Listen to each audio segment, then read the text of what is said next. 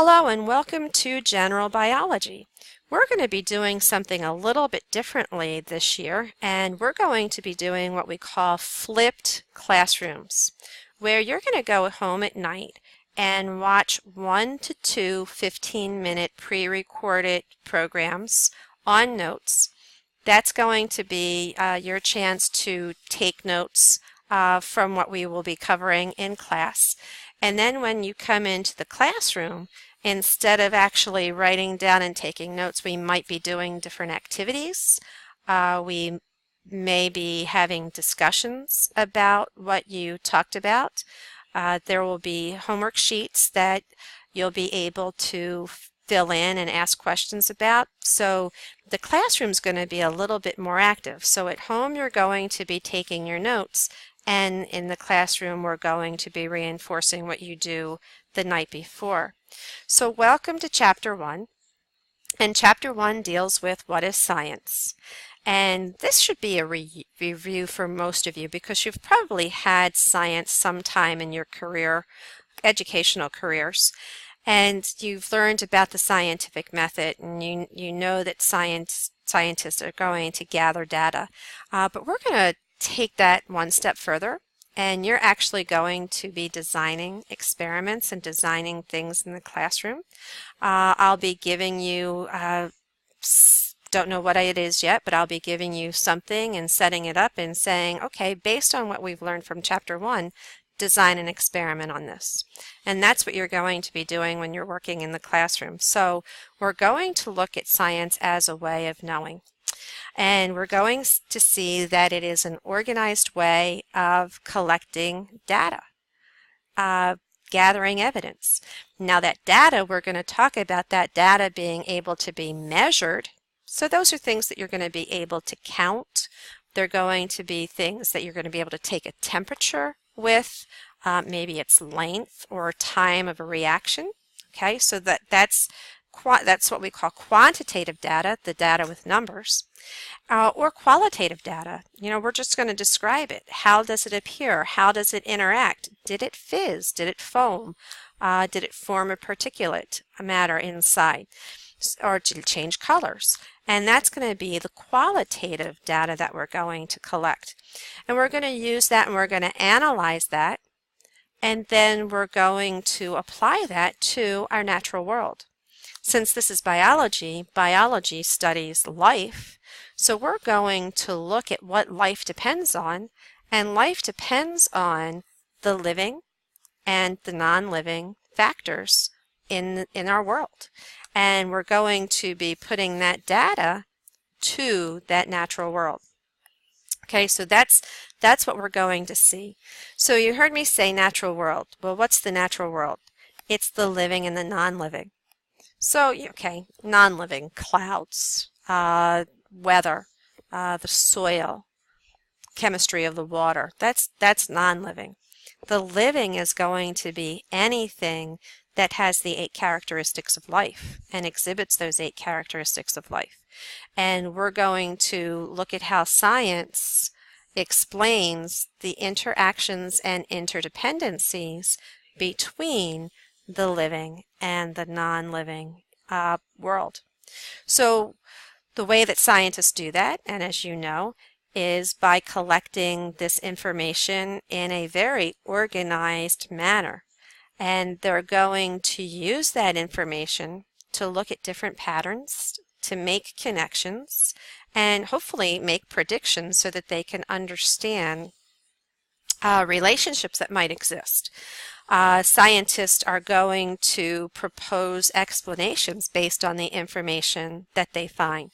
So you're designing an experiment in the classroom, you're going to propose an explanation as to why it happened the way it did, and then use that to explain what was going on. And that's what scientists are going to do. And you're going to use something called the scientific method that's going to enable us to test those explanations. And what we're going to do when we test those explanations is we're going to look at one variable at a time. All right, so One of the things that is, I think, might be obvious is that there's a lot of change that happens. There's a lot of uncertainty.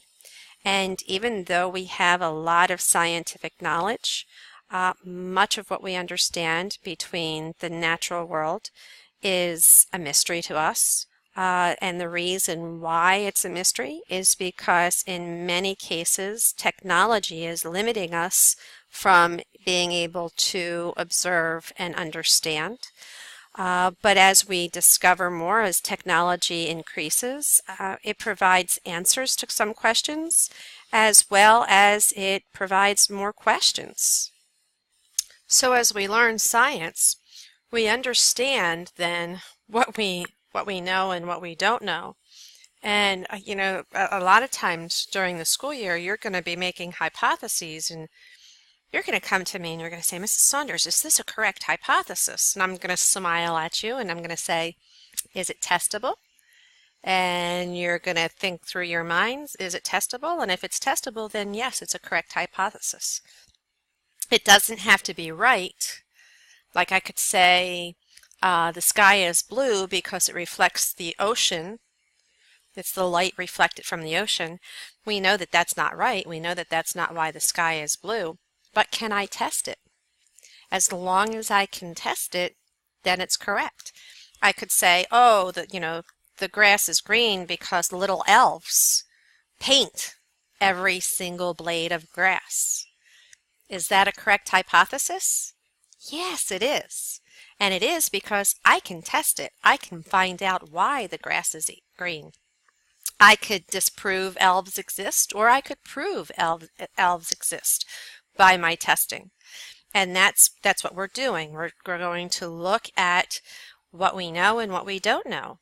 And we're going to see that, nah, we're not going to be able to prove everything 100%, but we can get an idea from the information that we gather.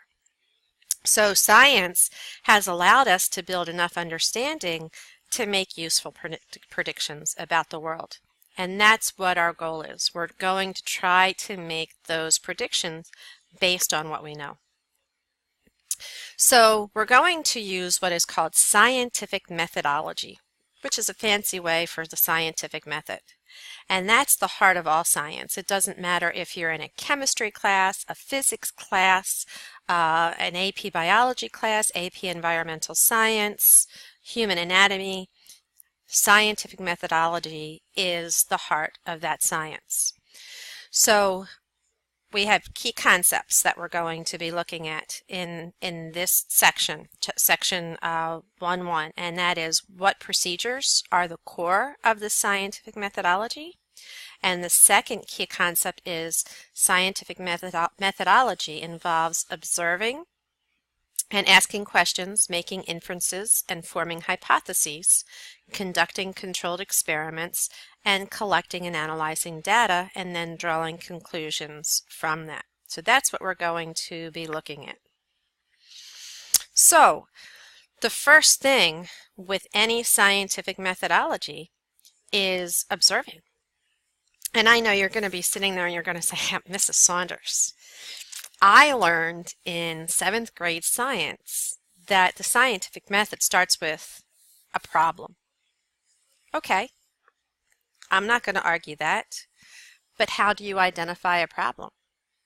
What do you first have to do? You have to observe. So let's go back to my grass example that I used. And I have to observe that the grass is green, right? Before I can even come up with a problem, I have to see that the grass is green. Seeing it's green, I can then ask, why is it green? And that's my problem. So our observations lead to asking questions. So let's take a look at this picture here at the bottom of this screencast. And notice that we have two different locations, location A and location B. What do you observe about the differences between those two locations? Hopefully you're saying, Mrs. Saunders, location A, the grass is shorter, and location B, the grass is longer. And you would be correct. But what's that going to lead you to ask? Why? Why is location B higher or longer than location A? So first we observe that there's a difference, and then we're going to ask a question. Why do these marsh grasses grow different heights in different places? Okay, so that's what we're going to be looking at. So after we pose the question, what are we going to do? We're going to go back on some previous knowledge. Okay, so let's go back and what do we know about grass or plants in general? And one of the things that you might know is, well, it needs light. Okay, so we know that some plants, based on our experience with plants, some plants grow better in bright light, some plants grow better in partial shade. So that's some prior knowledge that we have. So using that prior knowledge, we can make logical interpretations based on what we know. And we call those logical interpretations inferences.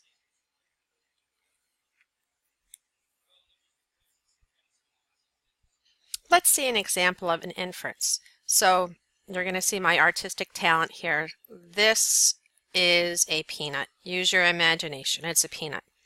How many nuts would you say are in that peanut? Do I hear most of you saying 2? Do you know that for sure? Do you know that there's a peanut in this half and a peanut in that half? Have you ever opened a peanut up before and there isn't one in the top, but there is one in the bottom? Okay, so our experience with peanuts, we infer that there's going to be 2 nuts inside that peanut. And based on that, we can say, okay, there's 2 nuts inside.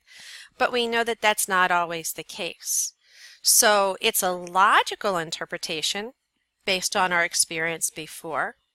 And that logical interpretation can help us to form a hypothesis. So let's look at this peanut. If it's divided into 2 sections, then we can infer that there's 2 nuts in there. We can make a hypothesis that there's 2 nuts. Can we open it up to find out if there are? Certainly we can.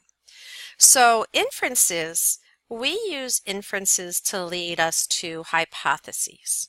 And hypotheses are educated guesses. These are educated because we know a little bit about it. It's a guess because this is what we think is going to happen.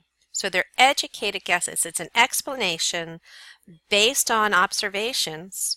And what's important about hypotheses is they can be tested.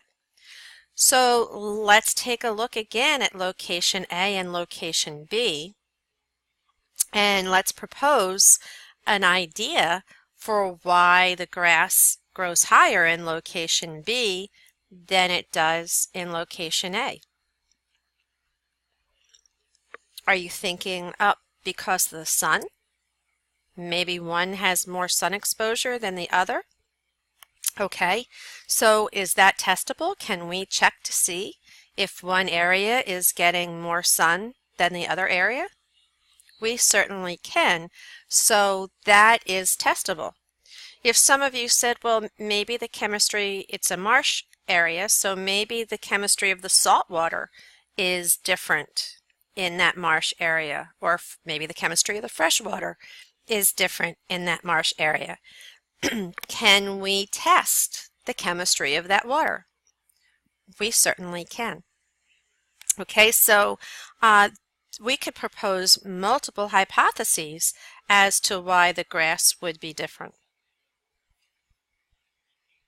Okay, so we're getting close to the end of this screencast, and we're going to start the next screencast from this point. So I'll see you in a few minutes. Bye.